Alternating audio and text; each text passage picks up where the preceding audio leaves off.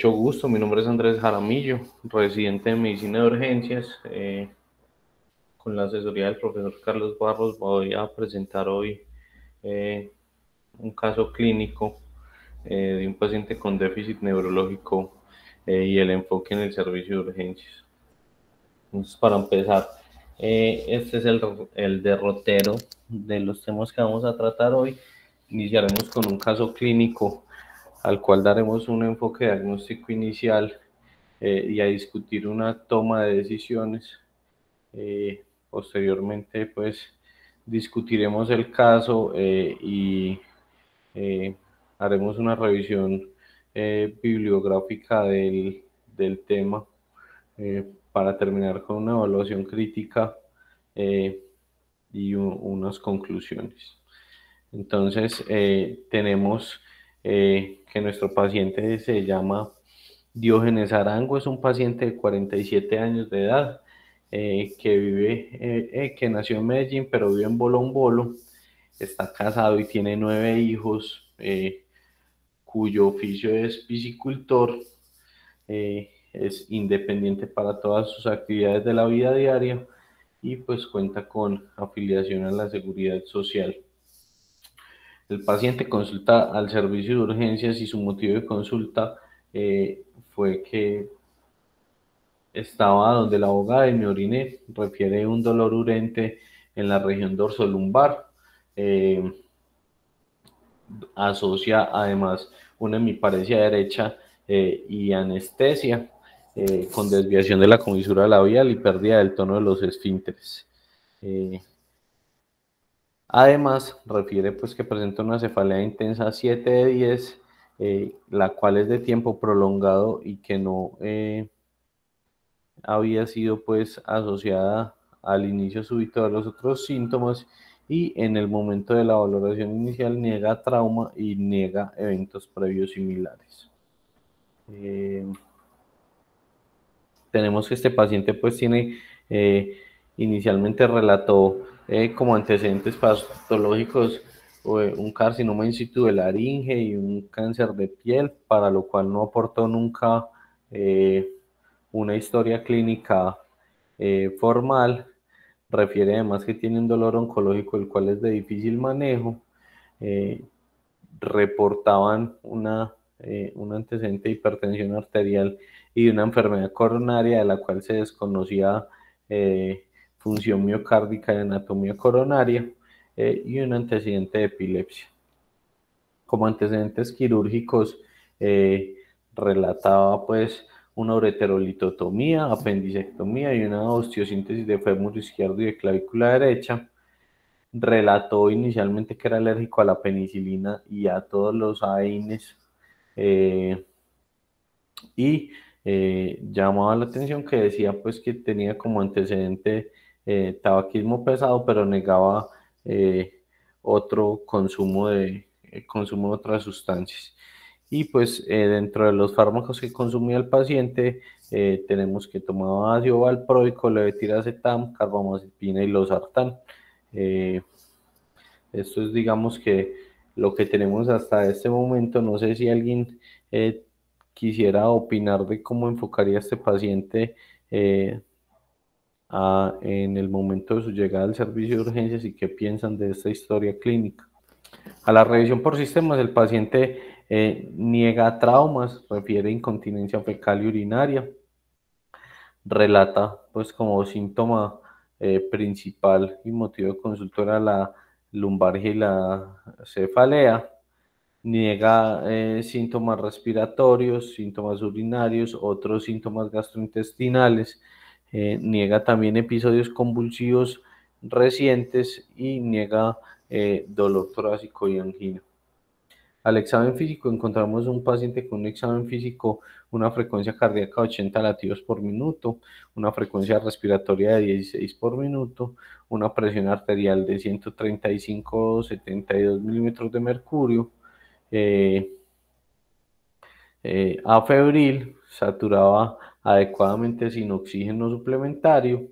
eh, a la exploración cardiopulmonar es normal, el abdomen es normal, y como hallazgos significativos al examen físico, encontramos pues que tenía una desviación evidente de la comisura labial con contracción del platisma, anestesia superficial en el hemicuerpo derecho y ausencia de fuerza en las extremidades derechas con signo de Hover, sin espasticidad, y los reflejos osteotendinosos estaban simétricos y eran bilaterales. No sé si de pronto alguno de los compañeros quiera decir qué piensa de este caso clínico inicialmente, cuál sería su enfoque y qué propondría. Dale, Santi. Buenos días, Andrés. ¿Qué más, Santi? Andrés, bien, gracias, hermano. A mí una de las cosas que más me llama la atención del caso es que haya debutado con esa lumbalgia súbita. De pronto, dos preguntas. En la descripción del examen físico, pues era una hemianestesia o había de casualidad un nivel de sensibilidad? Y la segunda pregunta es si esa lumbalgia era nueva en el paciente o ya tenía quejas previas. Santi, era una hemianestesia superficial y era la primera vez que el paciente, por lo menos a nuestro servicio, consultaba con esa lumbalgia.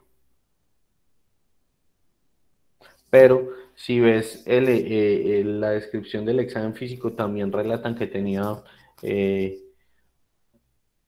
una desviación de la comisura labial, que tenía contracción del platisma. No sé si eso te llama la atención.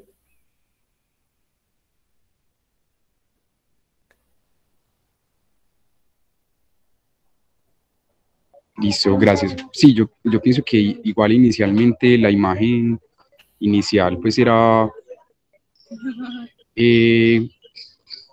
la tomografía pues de cráneo simple para enfocarlo. Sin embargo, esos otros datos me parece que pueden dar pistas a cómo enfocar la causa en caso pues de que finalmente sea si corresponde pues a un stroke propiamente. Listo. Muchas gracias, Santi. No sé si alguien más tenga algo por decir o algo que nos quiera aportar con este enfoque inicial.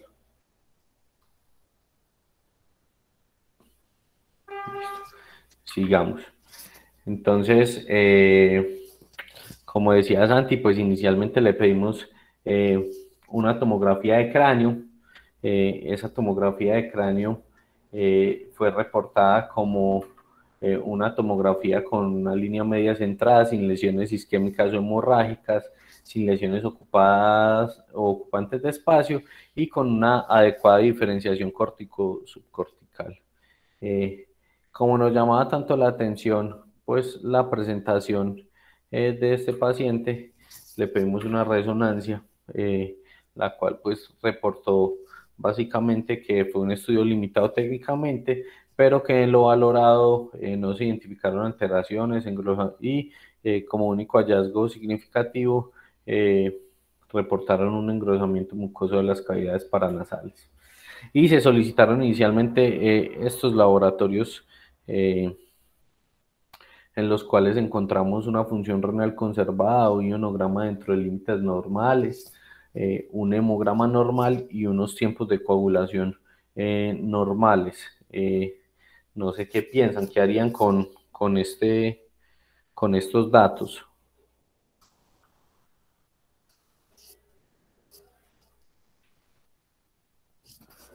No sé si Santi tiene algo más que aportar o alguno de los otros compañeros piensa algo que nos pueda ayudar.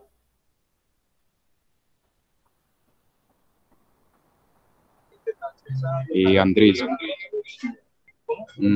de casualidad el paciente relata que haya tenido dentro de su historial de episodios epilépticos alguna crisis similar a esta. No, Santi, era la primera vez que refería un cuadro así. Hay que tener en cuenta, Santi, que los datos que les estoy dando son los datos de la atención inicial y que no hay muchos datos más allá.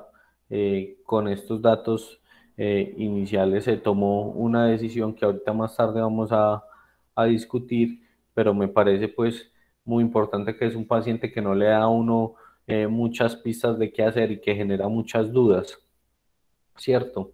Entonces, por ahora pues vamos a continuar con la revisión del tema, y vamos a hacernos pues unas preguntas para definir qué decisiones vamos a tomar. Eh, ¿Qué decisiones vamos a tomar inicialmente? Lo que te decía y lo que les decía ahorita es, no tenemos claro cuál es el diagnóstico, no hay algo que nos diga si el paciente tiene un accidente cerebrovascular, si el paciente tiene una lesión medular porque refiere lumbalgia, o sea, son quejas múltiples que no podríamos localizar en un territorio vascular, entonces se nos haría como difícil tomar una decisión en ese contexto. Eh, entonces, en ese orden de ideas, deberíamos definir, ¿ese paciente lo va a trombolizar o no lo voy a trombolizar? Voy a llamar al radiólogo intervencionista, sabiendo que tengo pues unas imágenes que nos sugieren que haya un daño estructural que explique la sintomatología del paciente. Ese paciente requiere ser hospitalizado, se puede manejar en la casa. Si lo va a hospitalizar, lo va a hospitalizar en una unidad de alta dependencia, puede estar hospitalizado en piso, o cuál va a ser el destino final del paciente. Y pues finalmente, ¿por quién va a hospitalizar a este paciente? Por neurología, por neurocirugía, por toxicología, lo vamos a dejar por urgencias. Eh, Estas serían como las preguntas que deberíamos hacernos en el momento de enfrentarnos inicialmente a este paciente. Listo. Entonces vamos a hacer una pequeña discusión o una revisión del tema. Vamos a hablar del déficit neurológico agudo en el servicio de urgencias. Y vamos a revisar un poco los imitadores y los camaleones del ACV y el enfoque en el servicio de urgencia, ¿cierto? Entonces, vamos a tratar de definir como los imitadores y los camaleones del ACV.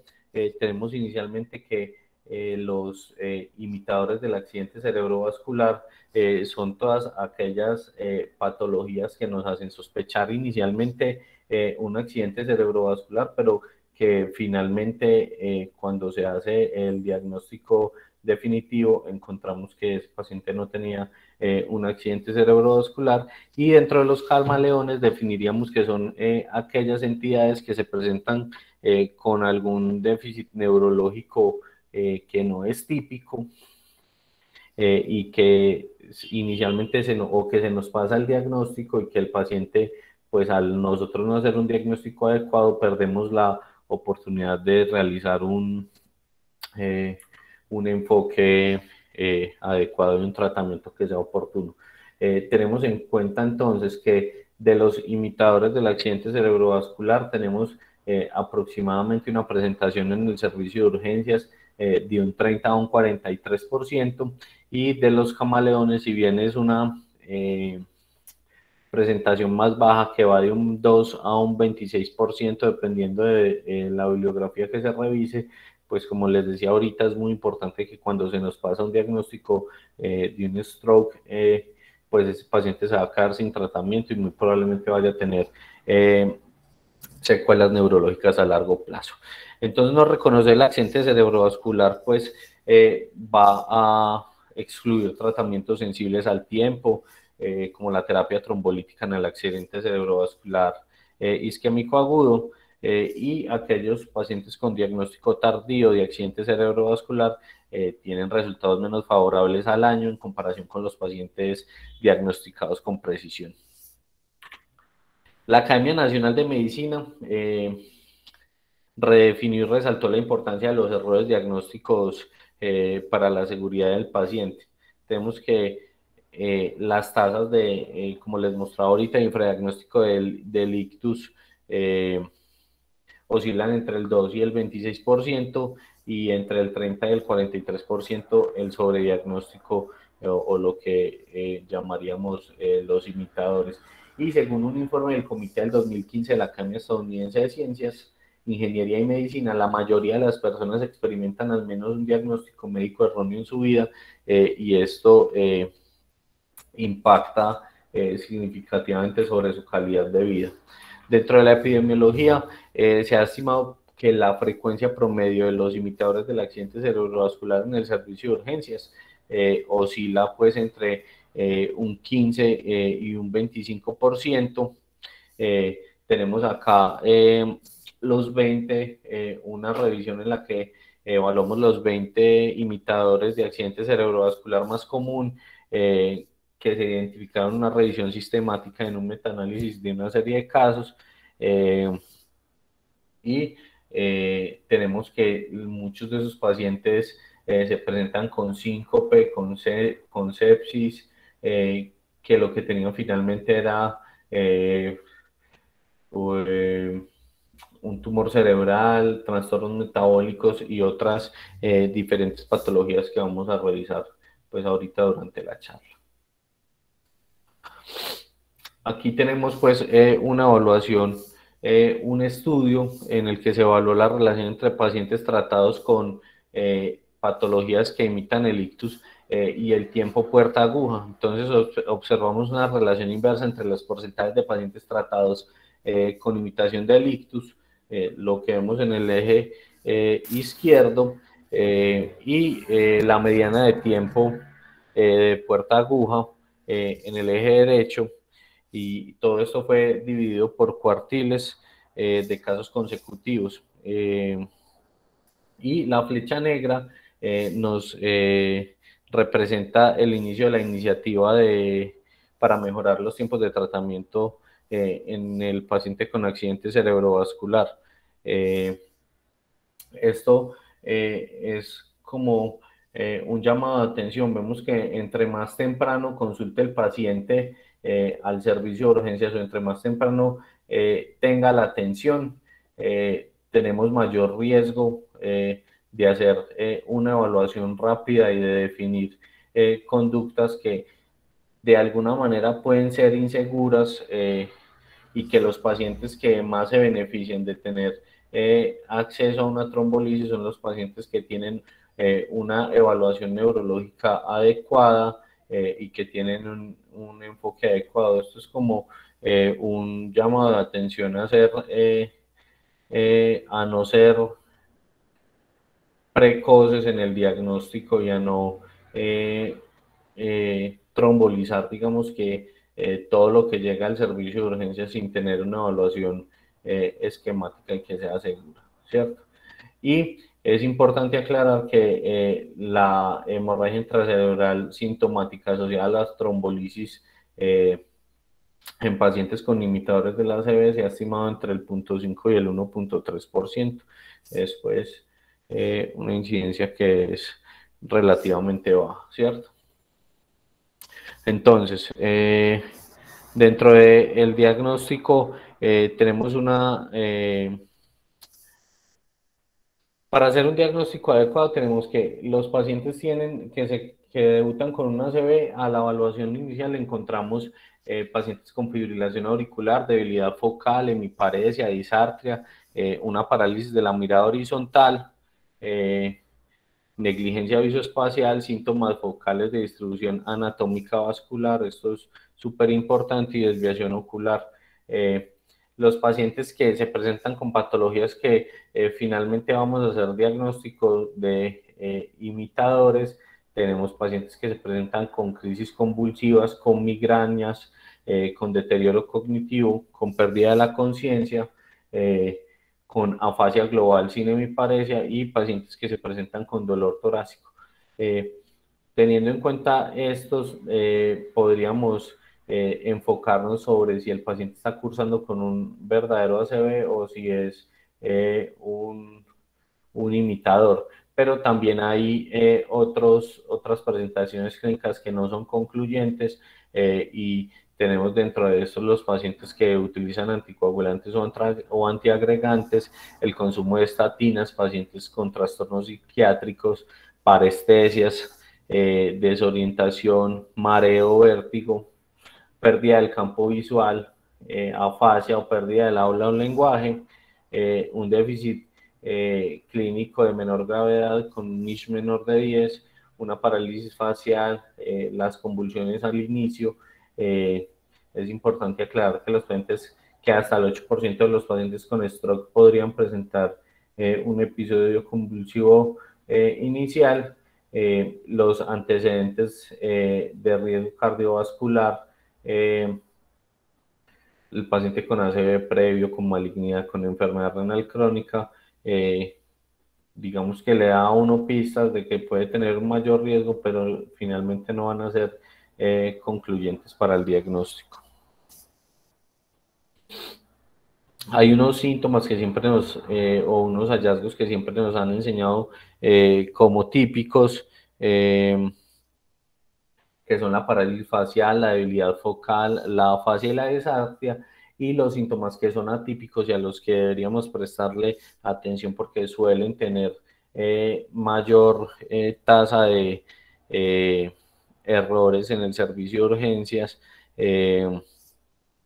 que son la debilidad generalizada, la alteración del estado mental, la alteración de la marcha y los mareos.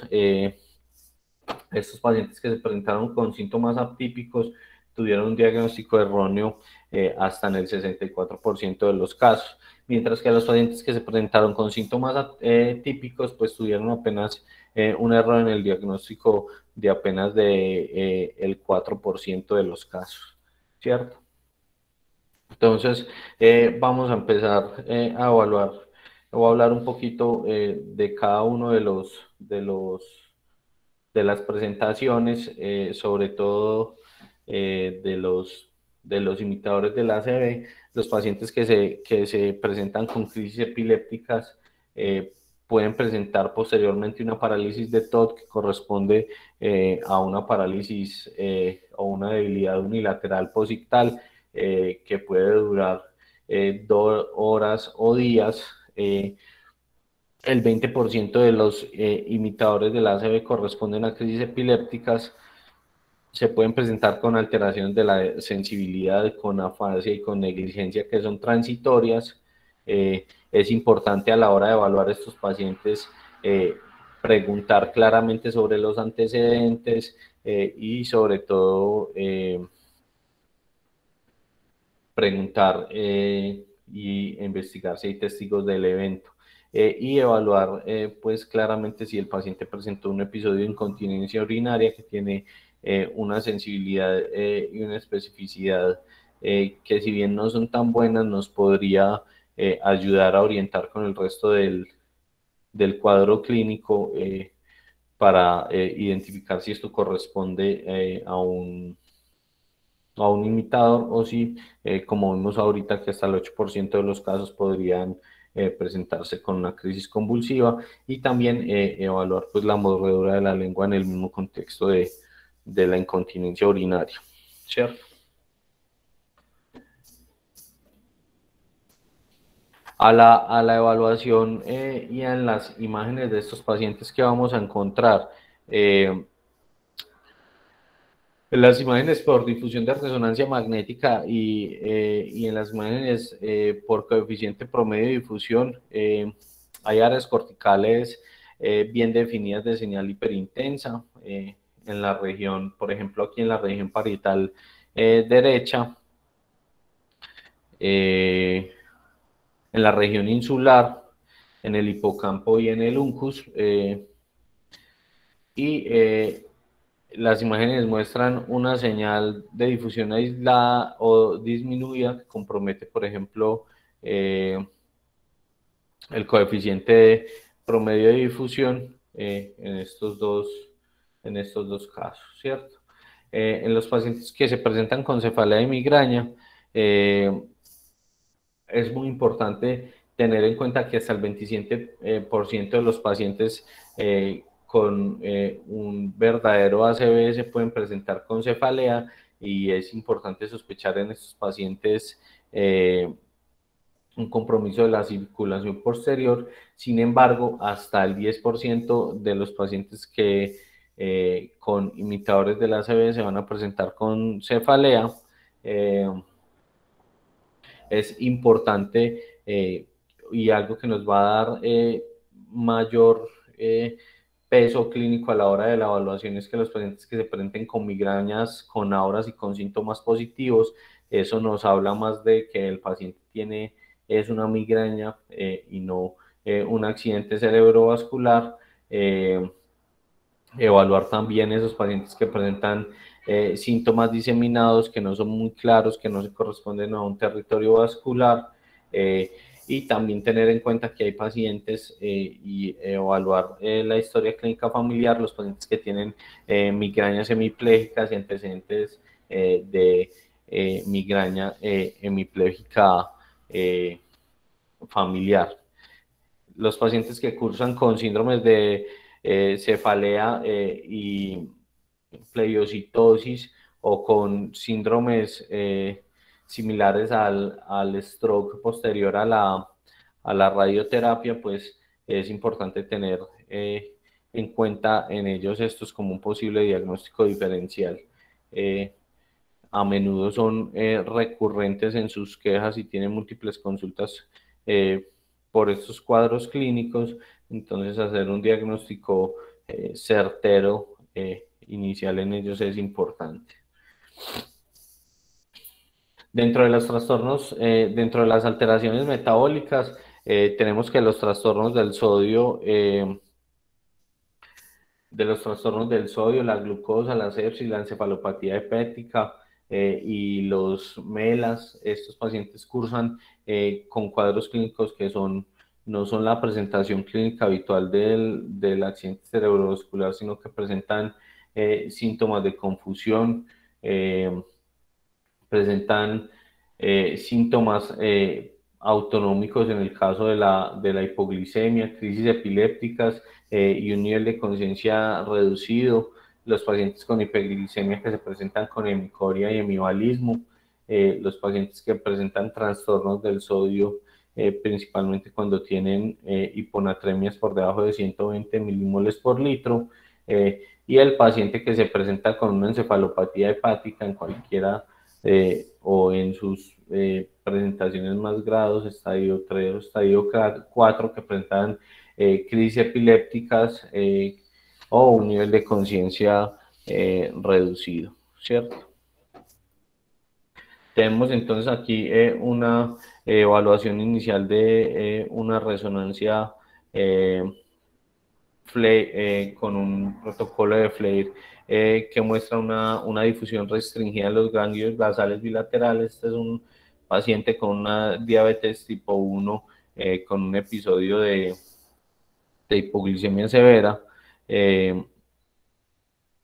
Vemos que hay una difusión restringida en los ganglios basales bilaterales y en la corteza hemisférica izquierda.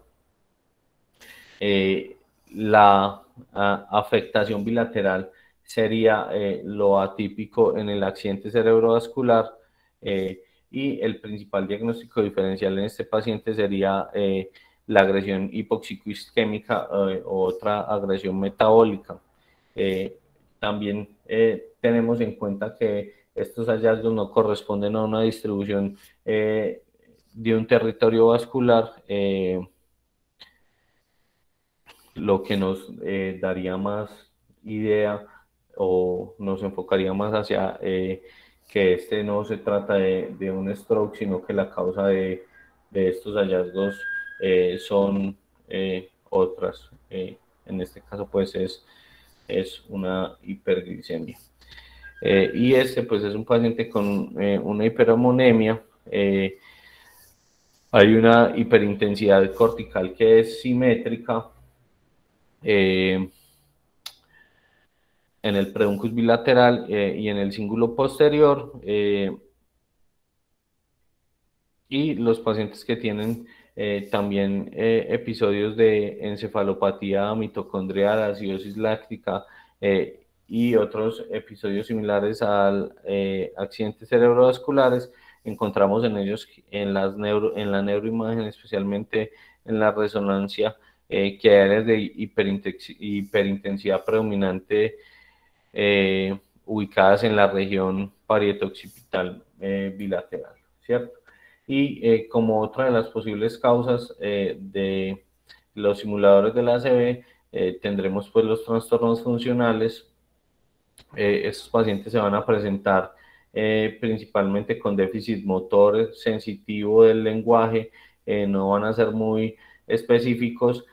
A la evaluación neurológica tendremos que estos pacientes tienen unos signos positivos, como el signo de Hover, que nos permite pues evaluar al paciente simulador. Tendremos que tener en cuenta la edad del paciente, si es un paciente muy joven, si es un paciente que tiene un trastorno psiquiátrico de base, si hay de pronto alrededor de todo lo que está presentando un evento emocional desencadenante, y este pues no puede ser un diagnóstico de exclusión. Debemos tener muy en cuenta que si nos equivocamos a la hora de evaluar un paciente de estos, pues le vamos a quitar la oportunidad de recibir un tratamiento adecuado, ¿cierto? Y para continuar vamos a ver que tenemos como posibles simuladores de la ACV pacientes que se presentan con infecciones y por toxicidad medicamentosa.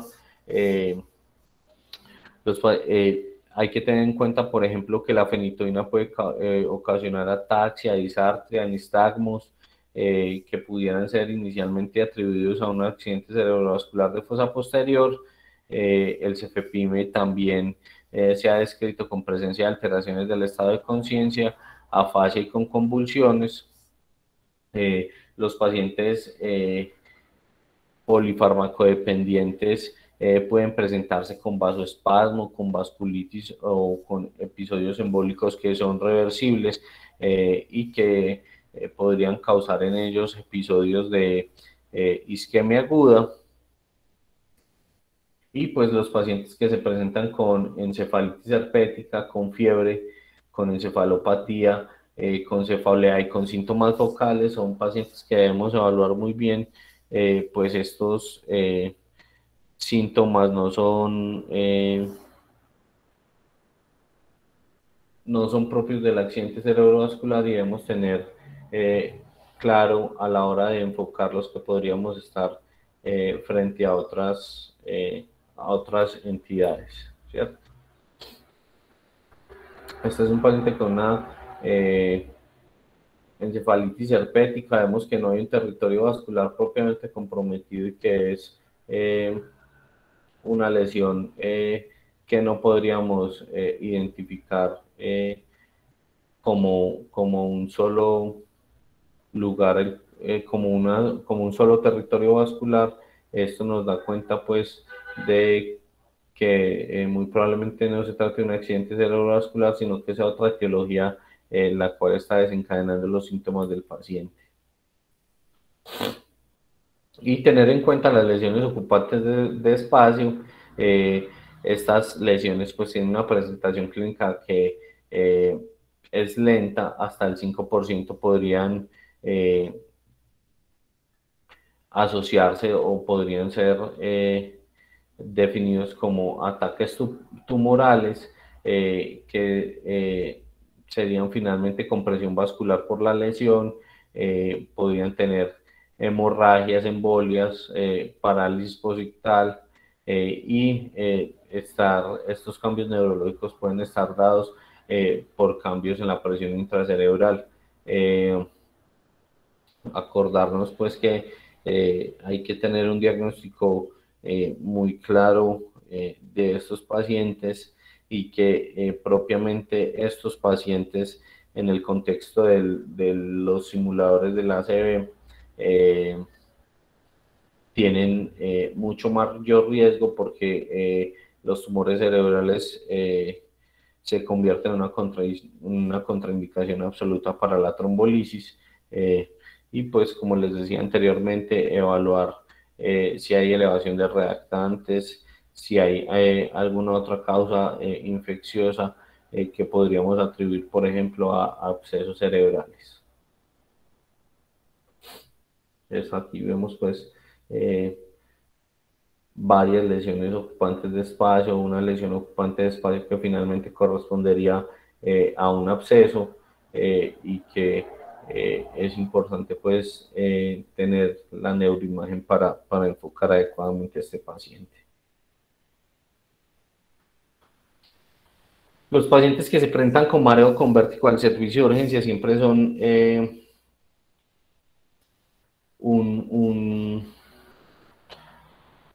pueden corresponder un reto diagnóstico.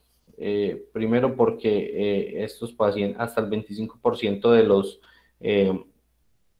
de las presentaciones del vértigo corresponden a vértigos de origen central, porque los pacientes no son específicos a la hora de ser claro, a la hora de relatar sus síntomas. El paciente, por lo que para un paciente es un mareo, para otro puede ser una sensación de síncope. Entonces hay que tratar de aclarar muy bien qué es lo que siente el paciente, porque muchas veces pues ellos refieren que están mareados, pero esa sensación de mareo no es objetiva y no es igual en todos los pacientes. Estos pacientes hay que evaluarlos entonces en cuanto a su edad, sus factores de riesgo, si el paciente se presenta con, además de esto, con dolor craneocervical, que nos hablaría de, de alguna lesión que comprometa la circulación posterior. Dentro del examen físico tenemos que tener muy claro la evaluación del HINTS, que tiene una especificidad y una sensibilidad alta para detectar accidentes cerebrovasculares de la fosa posterior, inclusive una sensibilidad mayor a la de la resonancia magnética en las primeras 48 horas. Y pues también hay que evaluar a estos pacientes en el contexto de si presentaron síncope, si tienen otras o pueden tener otras causas de pérdida transitoria del estado de conciencia. ¿Cierto? Entonces, pues esto corresponde a la evaluación del HINTS. El HINTS es el examen vestibular oculocefálico que se hace en 3 pasos. El primer paso es la prueba del impulso cefálico, que nos permite evaluar si hay un nistagmo horizontal que nos hable más de un vértigo de origen periférico, o si hay un nistagmo vertical o un nistagmo multidireccional que nos pueda hablar de un vértigo de origen central.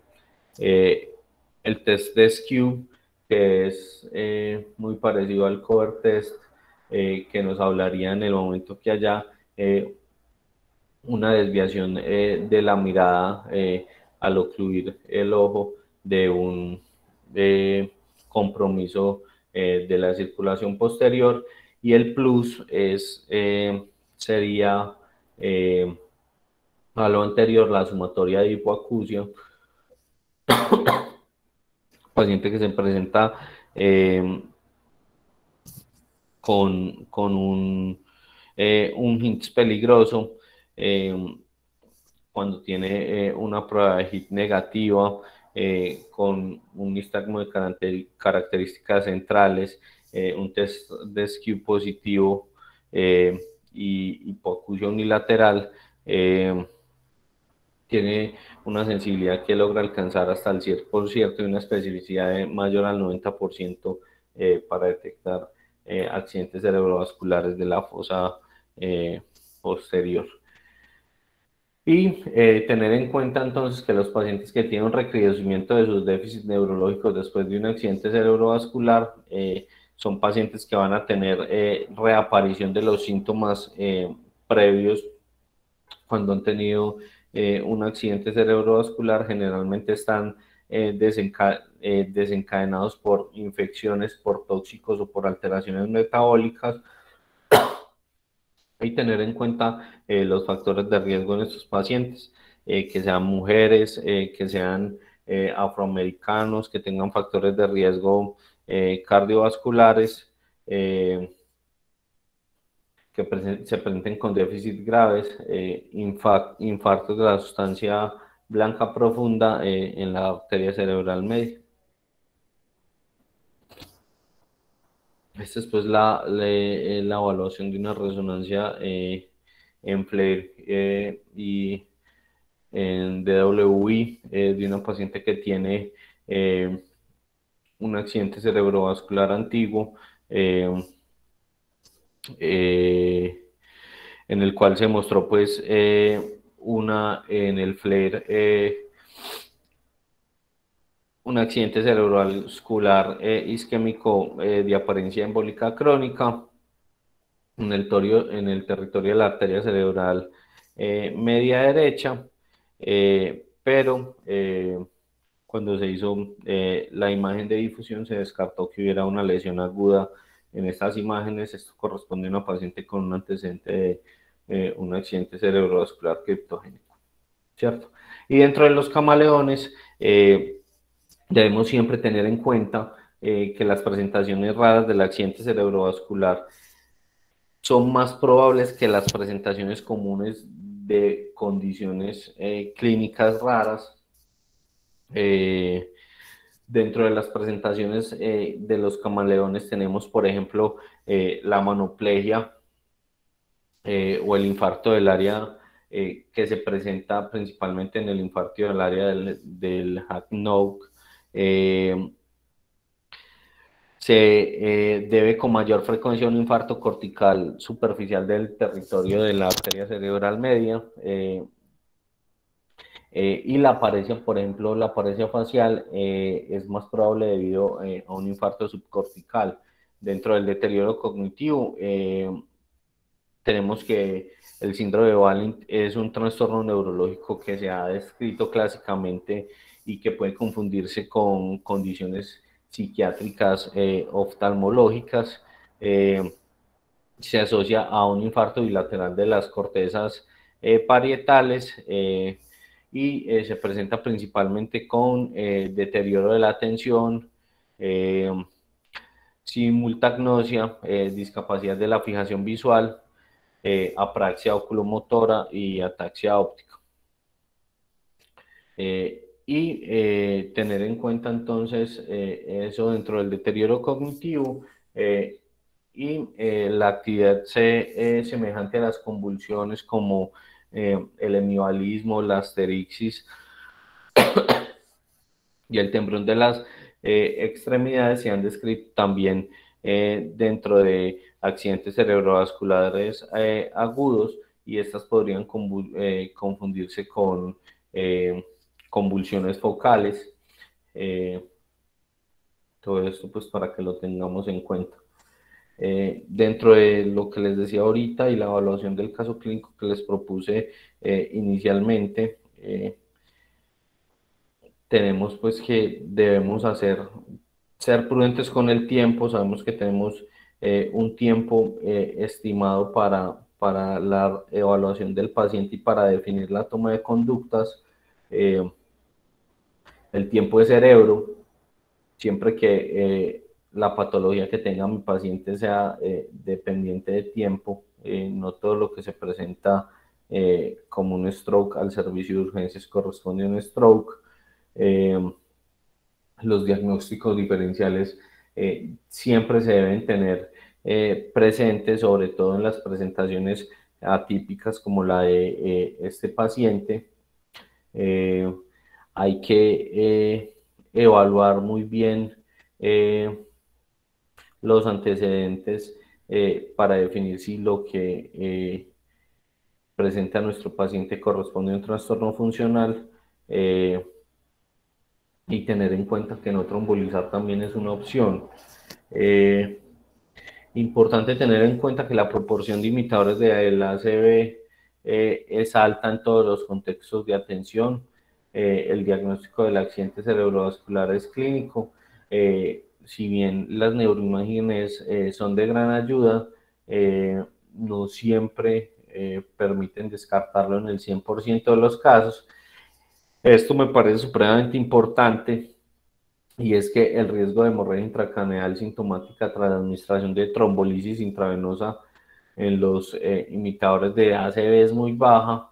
Entonces, el inicio de esta terapia está recomendada sobre el retraso del tratamiento para realizar estudios diagnósticos adicionales, es decir, si nos queda la duda, si consideramos que el paciente realmente se puede beneficiar de ofrecerle una terapia trombolítica, no quitarle tiempo a ese paciente deberá recibir trombolisis y continuar pues simultáneamente con sus estudios. Hay que tener en cuenta que los pacientes que tienen hematomas epidurales y tumores intracraneales no van a ser nunca candidatos a trombolisis, y recordar siempre las presentaciones atípicas de la ACV para no retrasar la reperfusión de estos pacientes. Eso era pues lo que tenía para mostrarles el día de hoy. Quedo atento a los comentarios. Buenos días, Andrés, muchas gracias por tu presentación. Bueno, les pido el favor a las personas que asisten a esta charla que diligencien el formato de asistencia a la reunión académica y arrancamos entonces con la discusión. Adelante. Hola, profe. Hola, Andrés. Más Yo tengo una pregunta solamente como para dar cierre o concluir el caso clínico que me quedó como muy abierto. Finalmente, ¿cómo fue esas preguntas que vos planteaste al principio? ¿Cuáles fueron las respuestas a eso? O sea, eventualmente se decidió trombolizar, ¿en qué sitio finalmente se hizo la disposición del paciente? ¿Cuál fue como el desenlace y cómo se llegó finalmente pues a la conclusión?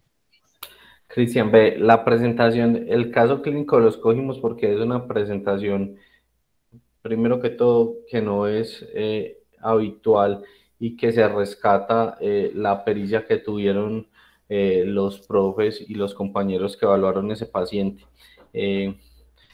La información que les ofrecí inicialmente correspondía a la evaluación en el F3, pero cuando uno detallaba más la historia clínica se daba cuenta que era un paciente con un antecedente claro de dependencia, de polifarmacodependencia, principalmente dependencia a los opioides. Tenía 47 años y la historia clínica relataba que el paciente era dependiente a los opioides desde los 15 años, más o menos. Era, digamos que, era un paciente que en su estancia hospitalaria exigía siempre para el manejo de sus cefaleas que le dieran opioides. Supuestamente era pues lo único con lo que se le quitaba. Mira que cuando se evalúa inicialmente este paciente no tenemos que haya una presentación clínica que sea sugestiva de un stroke ni de otra pues ni de otra etiología que sea así como muy clara. Es un paciente que se queja de que le duele la espalda, pero le duele la cabeza, que tiene desviación o una parálisis facial, pero a la evaluación clínica tenía contracción del platisma. Los reflejos osteotendinosos estaban conservados, pero decía o a la evaluación tenía un signo de Hover positivo. Entonces era muy poco fidedigno de que lo que se trataba en el momento de la evaluación de su paciente pues correspondía a un accidente cerebrovascular, y después de anotar el buen enfoque que se le dio, finalmente pues es un paciente que no se trombolizó, que recibió atención médica por toxicología y por psiquiatría, y que se descartó que tuviera realmente algún compromiso neurológico que requiriera manejo. Freddy, Listo. Gracias, Freddy, Andrés. No, no sí, tenía la duda porque usted no sabía si ¿cómo? finalmente, pues, tenía la duda porque no sabía finalmente entonces dónde lo habían hospitalizado, todo eso, pero ya me quedó muy claro. Gracias. Ok, todo bien. Freddy, eh, contanos vos que Hola, sí, conociste buenos al días. paciente. Buenos días, exacto. Pues yo básicamente en un turno estuve con este paciente. Ya le habían hecho el enfoque inicial, básicamente era como la revaloración, pero digamos ya teníamos varias herramientas, que era por ejemplo una angiotomografía normal, que digamos en parte de eso sumado al relato, que habían varias incongruencias y sumado sobre todo, yo creo que aportó mucho, y le es triste, pero lastimosamente aportó mucho antecedentes como el abuso de sustancias. No es que la gente que abuse de sustancias pues no haga CB, inclusive eso puede ser hasta un riesgo para presentarlo, pero digamos como que había muchas cosas que no cuadraban, por ejemplo el antecedente del carcinoma sin historia clínica. Entonces realmente tenía muchas cosas. Lo único que quería finalmente creo que la decisión pues la terminó tomando realmente fue neurología. El paciente duró como hospitalizado 3 días más mientras como que se le resolvía como un tratamiento ambulatorio. Lo que quería aportar acá realmente era decir como sobre ese paciente surgió una duda y es cuánto le gasta ese paciente al sistema de salud. Entonces sobre eso haciendo la búsqueda realmente es muy difícil. ¿Por qué? Porque de pronto la terminología que usamos no son muy abiertas y digamos una búsqueda científica a veces no nos permite como comentar a, a encontrar un resultado respecto a eso. Finalmente, pues lo que pude encontrar, pero realmente es muy abierto, es cuánto le generan de gastos los trastornos mentales al sistema de salud, pero ahí entra obviamente trastornos funcionales como trastornos depresivos y enfermedades obviamente que efectivamente en un manejo. Entonces realmente uno se da cuenta que es mucho equivalente como a 310.000 millones por año. Sí, era eso lo que gastaba. Entonces realmente había que ver realmente como qué impacto económico ocasionan estos pacientes pues al sistema de salud golpeado que es el colombiano. Daniel, creo que tenías levantada la mano. No, no, ya era una duda que tenía, pero ya fue resuelta. De una, Daniel. Juanma, dale. Juanma, y sigue Santiago. Sí, buenas, ahí me están escuchando. Sí, profe. Listo, bueno, Andrés, de un esfuerzo muy grande, porque me parece que trataste de abarcar mucho en una charla muy corta, o sea, una charla de mimics y de camaleones. Yo creo que no es conveniente hacerla en un solo escenario, en un solo episodio, pues porque definitivamente es mucho lo que hay que abarcar. No sé, me parece un poco desordenado el caso clínico. Estoy de acuerdo con lo que dice Freddy, o sea, hay muchos datos que uno no es capaz como de recopilar y como de asociar, y realmente es muy importante la evaluación inicial, el interrogatorio y el examen físico para usted saber qué va a hacer con ese paciente. Si usted no tiene orden en las ideas, va a tomar una decisión inapropiada, sea cual sea la decisión que se haya tomado en ese momento. eh, Posiblemente se basó en el adecuado examen y en el adecuado abordaje que hizo el médico que lo vio en ese momento. Y no estoy completamente seguro de que haya sido el mismo que nos mostraste, porque realmente me pareció un poco desordenado. Con respecto a la resonancia, yo a ese paciente, por ejemplo, de entrada le hubiera hecho resonancia. Incluso con lo que vos me dijiste, pensando en compresión medular, primero la resonancia del cerebro, y si la resonancia del cerebro hubiera sido normal, resonancia de columna total. ¿Por qué? Porque ahí estamos ante dos posibles cosas muy graves. La primera es el ACV y la segunda una compresión medular de la cual tenía signos. O sea, a veces hay que avanzar en ciertas cosas y yo insisto en que no le tengan miedo a pedir resonancia. La resonancia es un examen como cualquier otro, ni siquiera es mucho más caro que muchos otros exámenes que pedimos y la tenemos disponible en la institución, en casi todas las instituciones grandes donde llegan estos pacientes, donde estamos nosotros.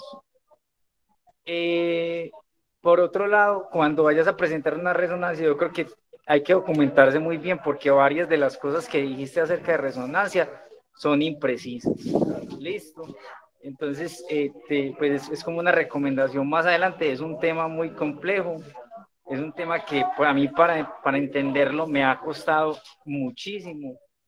Yo para medio entender un poquito de resonancia en ACB me tuve que leer 2 libros de resonancia y uno de ACB. Así, con eso te digo todo. Entonces, busca ayuda, busca ayuda. No sé, en ese orden de ideas de pronto, qué otras, digamos, qué otras alternativas o qué otras ayudas buscaste para abordar este caso. O por qué fue la decisión de abordar un tema tan ampliamente en vez de enfocarte como en algo un poco más preciso. Profe, no, profe, muchas gracias por la retroalimentación. En realidad, sí busqué ayuda, pero sí me pareció bastante complicado, como usted dice, pues entenderlo bien. En realidad, pues recibí ayuda de varios compañeros de neuro, eh, pero finalmente es un tema que es extenso y que no es fácil, como usted dice.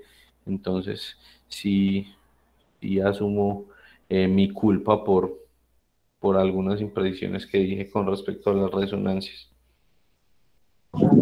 En ese orden de ideas te voy a dar un consejo. Si hay una diapositiva que no entiendes completamente, quítala. Siempre, siempre que vayas a hacer una charla, si hay una cosa que no, de la cual no tengas un completo entendimiento, no la dejes. Más bien, pasar por encima de ese tema y si te hacen la pregunta, tenés 2 opciones. O tratar de explicarlo con el conocimiento que tenés, o siempre vas a tener la opción de decirle, no entiendo completamente esto. Lo que entiendo es esto, ¿sí? Pero tratar de abarcar mucho nos puede meter en problemas. Te lo digo es porque lo que vos decís acá lo está escuchando mucha gente y pueden llevarse conceptos cerrados. Y eso es la responsabilidad de nosotros, es llevar un conocimiento sedimentado. Muchas gracias, Andrés. O sea, me parece que fue un esfuerzo muy grande. Gracias, profe. Muchas gracias. Gracias. Era una pregunta del caso, pues en el punto en el que ya nos habías presentado las imágenes, ya hemos descartado una causa estructural directa y con la información que nos habías dado hasta ese momento en el examen físico, de pronto yo quedo con dudas de hasta ese punto por qué no se pudo haber considerado una crisis focal, considerando que no todas las crisis son convulsivas y este paciente pues es epiléptico, por lo que veo no se puede asegurar su adherencia, consumía psicoactivos que también pues son desencadenantes de crisis. Entonces no sé de pronto hasta ese punto cuál fue la pista que permitía descartar ese diagnóstico diferencial. Gracias. Santi, cuando revisé la historia clínica, de hecho no fue, perdón, fue uno de los diagnósticos que se consideró. Sin embargo, después de realizar las neuroimágenes, rápidamente se llegó o se tuvo acceso a la historia clínica previa del paciente y digamos que se pudo enfocar un poquito mejor el caso y empezó a ser un poco más claro que, por ejemplo, era un paciente que tenía múltiples consultas en distintas instituciones, no solamente de la ciudad, sino que tenía consultas en instituciones de la costa, por cuadros clínicos que siempre eran similares y correspondían a necesidad de consumo más que a déficit neurológicos. Pues tampoco era la presentación clínica habitual de una crisis parcial, era un compromiso muy global, como para decir que era un episodio, una crisis parcial compleja o un compromiso o un estatus convulsivo o algo así. Profe Barros. Sí, de acuerdo, Andrés. Ahí para tener en cuenta las recomendaciones del profe Juanma, ¿cierto? Ahí se está escuchando, sí. Sí, profe, claro que sí. Leona, sí. Sí, estoy plenamente de acuerdo con él. Hay algunos puntos que uno diría que no hubiera colocado, sobre todo lo de la resonancia, ¿cierto? Para ilustrar un poco sobre este caso, lo escogimos porque finalmente el urgentólogo que lo vio decidió no hacer la trombolisis, ¿cierto? Cuando yo lo vi, que me tocó verlo este paciente, tenía unos patrones de comportamiento al examen físico muy, muy raros, ¿cierto? Era sobre todo cuando gesticulaba, uno veía que su rostro pasaba de una parálisis facial a no tener parálisis facial y era intermitente. Entonces, uno le llamaba mucho la atención. Eso fue antes de revisar como de manera completa todos los datos de historia clínica antigua que habían en la clínica de este paciente. Entonces, cuando uno mira hacia atrás, se da cuenta de que hay siempre que buscar elementos cuando las historias no cuadran, ¿cierto? Uno debe estar alerta cuando las historias no cuadran, cuando no encajan, ¿cierto? De que hay algo más. Y creo que es ahí donde los que hacemos medicina aguda siempre tenemos o debemos tener como ese sexto sentido para sospechar si hay algo más que esté influyendo en el cuadro. Es evidente que este paciente pues tenía unos problemas muy serios de consumo que lo llevaban a hacer este tipo de imitaciones que hay que recalcar que de las que yo he visto es una de las mejores que he visto en toda mi vida, ¿cierto? Porque simulaba muy bien lo que es la parte de la focalización. Creo que el profesor Daniel Gómez está por ahí. Daniel, no veo al profe Dani por ahí. Dale, Valle. Ah, sí, profe Daniel Pérez. ¿Qué más, profe? ¿Me escuchan ahí? Sí, ahí se escucha Dani, dale. Muchas gracias, profe.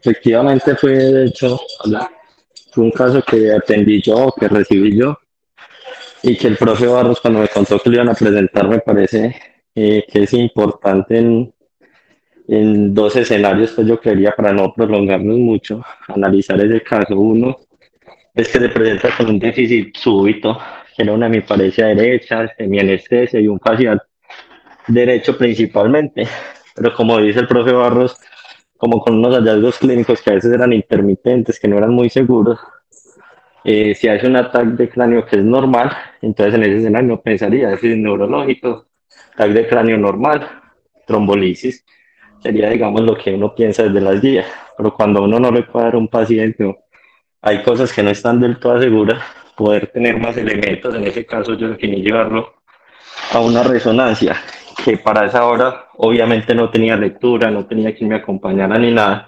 Entonces poder tener elementos para interpretar lo que uno solicita y poder definir que para mí en ese momento no había absolutamente ningún hallazgo de isquemia aguda y por eso pues definí o terminé bajo un examen que era intermitente y nada de hallazgos en imágenes, pues no trombolizando un paciente que en otro escenario hubiera sido digamos, un candidato cuando uno lo mira desde la parte clínica y como lo decía Andrés, con un riesgo de complicaciones bajos en esos mimis. Pero creo que la enseñanza grande es hacia eso, a confiar, como dice el profe Barros, en ese sexto sentido y cuando algo no nos cuadra, intentar buscar más allá para encontrar como esos diferenciales y esas otras consideraciones que pueda tener un paciente y que ya luego con el resto de historia y demás pues se van consolidando, pero que en el momento agudo es más corto el tiempo para tomar esas decisiones. Gracias, Dani. Valle, dale. Bueno, muchas gracias por la presentación y a Andrés y a Carlos también pues por la asesoría que le brindó Andrés. Dos cositas, es que cuando uno está en un tercer, pues en una alta complejidad es a veces incluso mucho más fácil tomar esas decisiones en tanto pues la disponibilidad no solamente del recurso técnico, en este caso resonancia, se tiene y adicionalmente a eso pues digamos a un compañero o un colega también pues que le puede brindar pues la ayuda y el concepto para poder realizarlo. Yo creo que entre más elementos tengamos y a medida que nos vamos aproximando más al conocimiento, no solamente de orden conceptual, sino también operativo y técnico en cuanto a la lectura pues de las neuroimágenes, tanto tomografía como resonancia, pues yo creo que también va a ser un poco más fácil tomar las decisiones. Ojalá tuviéramos un resonador para tomar estas decisiones, pues digamos que si bien hay algunos déficits en cuanto a la presentación de la interpretación de la resonancia magnética, es importante entender pues que la resonancia magnética nos brinda una ayuda crucial en este tipo de casos que son pues digamos atípicos y difíciles de abordar, partiendo del hecho de que su clínica es un poco extraña y que, como lo han mencionado hasta ahora, no cuadra con un ataque cerebrovascular. Entonces, también pues en ese orden de ideas, yo creo que el ejercicio es válido para tanto un médico general como también para un especialista, en el sentido de que cuando nos enfrentamos a un paciente con un déficit neurológico focal, cefalea, así como lo presentaban en el caso y en el título del caso, pues uno tiene que hacer un ejercicio de diagnósticos diferenciales. En el ejercicio de enfoque todos tenemos que hacer ese ejercicio de diagnósticos diferenciales. Y es también necesario porque también se nos pueden presentar este tipo de casos. Ahora, yo te pregunto a ti, Andrés, si tú tuvieras solamente la tomografía simple de cráneo y tuvieras en este caso un paciente con un déficit neurológico focal que sugiera pues un ACV, pero no tienes sino esa tomografía simple de cráneo. Pero adicionalmente a eso consideras que el paciente puede tener un trastorno funcional, tú realizarías la terapia de reperfusión con fibrinolisis endovenosa. Sí, no. ¿Y por qué? Pues igual ya nos presentaste parte de la evidencia en este caso, pero sí me gustaría tener tu opinión. Profe, sí, pues para mí, ante esa duda no tendría la duda de trombolizar al paciente. El riesgo de complicación en MIMICS es más bajo, el riesgo de sangrado en estos pacientes es más bajo, y pensaría pues que en pro del beneficio del paciente sería la mejor opción trombolizarlo en caso tal de que tenga una duda razonable de que estoy enfrentándome ante un accidente cerebrovascular. A uno le han vendido muchas veces o siempre en algunos contextos le enseñan a ver los trombolíticos como veneno, y pues es finalmente un medicamento, tiene efectos adversos y riesgos que tienen muchos otros medicamentos, pero por ejemplo, en un paciente así joven, no brindarle la terapia adecuada lo podría condenar pues a cambiar del todo su calidad de vida, y no me parece adecuado. Yo pienso que si hay una duda razonable, es un riesgo que debemos tomar, para eso estamos ahí. Palma. Pues yo entiendo las dificultades que hay con la interpretación de la resonancia, pero yo pienso que en lugar de nosotros pensar que tenemos una herramienta que no podemos interpretar, tenemos que aprender a interpretarla, porque la tenemos. O sea, en la León tenemos resonador las 24 horas, y si decimos que es un código de Stroke nos hace la resonancia inmediatamente. En San Vicente 12 horas, en el Pablo 24 horas, pues en estos hospitales grandes. Si bien entiendo que las decisiones se pueden tomar con tomografía, siempre hemos dicho que por la seguridad del paciente debemos tener la mayor información posible, y si la tenemos hay que saberla usar y hay que aprenderla a usar todos. Pues es mi opinión. Y ustedes saben que he tratado como de impulsar esto también, estos protocolos con resonancia, precisamente por eso. Sin embargo, estoy de acuerdo, o sea, posiblemente la decisión de trombolizar al paciente solo con tomografía no era tan clara.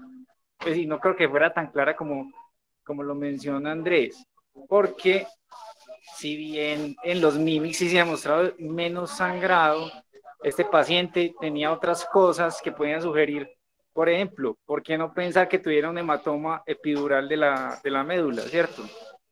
Que podía mimetizar algunas de las cosas que él estaba teniendo. Entonces yo creo que es riesgoso en un paciente tan complicado tomar una decisión así. Pues no sé. Ah, no, profe, cuando dije que lo trombolizaba no me refería propiamente a este paciente, sino más como a la pregunta que hizo el profe Vallejo de un paciente en el que uno tiene la duda. Pero este paciente sí con esa clínica yo no creo que no, tampoco lo hubiera trombolizado solo con tomografía. No veo más preguntas en el chat, Andrés. Y ya siendo las 8:13, pues daríamos ya por terminada la reunión. Muchas gracias a todos por la asistencia. Hasta una próxima oportunidad.